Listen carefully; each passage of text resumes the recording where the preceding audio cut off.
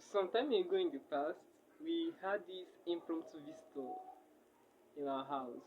It was so sudden and unexpected that it took everybody unawares. Okay, this visitor came, demanding for his money because someone in my family was owing this visitor, and so this visitor decided to come uninvited, all of a sudden. But he insisted that she must be paid before leaving. So I had to think about what to do, even though I was not the one that was owing her. I had to think about what to do to raise money to embarrass the embarrassment and the shame of the drama that is going to erupt from this kind of visit. But then I've been reading a book at that particular time called The Richest Man in Babylon. And so in that book there is one very important principle that he teaches. It is about how to manage your finance. That you should save 10% for yourself. That you pay yourself 10% of everything you earn, and then you should use 20% to settle the debts you owe. Before I continue the story I want to tell, I want to shortly talk about this. Most of the times when we start having money in our hands, money starts coming, we often get confused about how to share this money into different things that we have to spend on. You might fall into the trap which I have once been a victim of taking all the money and paying your debt to pay your debt. When you do this kind of thing, you find yourself in a very tight corner where you don't even have the basic, resource to survive on, and you might end up paying old debts and incurring new ones.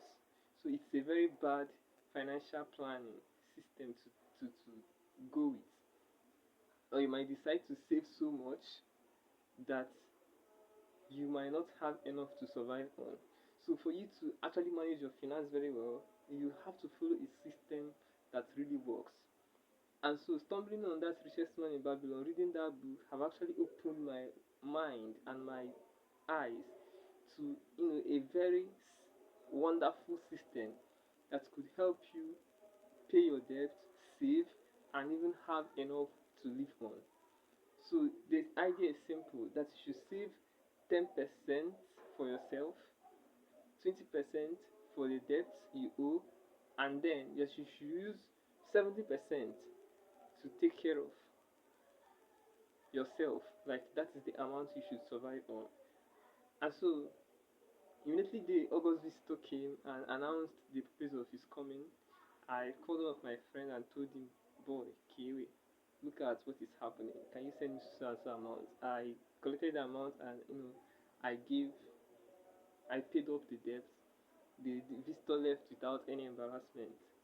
But then I decided that from henceforth I'm going to apply the principles I've learned from that richest man in Babylon.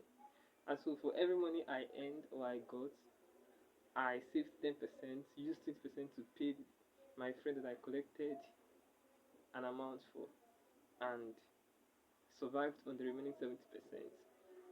The miracle of this whole story is that it didn't take long for me to pay that debt by just assigning 20% of what I've earned to that particular need, to that particular debt.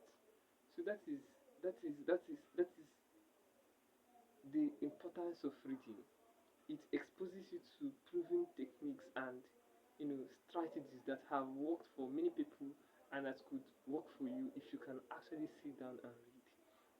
One of the advice I want to always give people is for them to seek knowledge that are applicable, knowledge that can be applied in real life.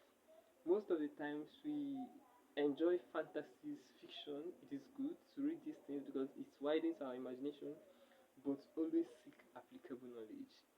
Seek knowledge that you can apply in real life. Seek knowledge that can move the needle, that can solve your problems.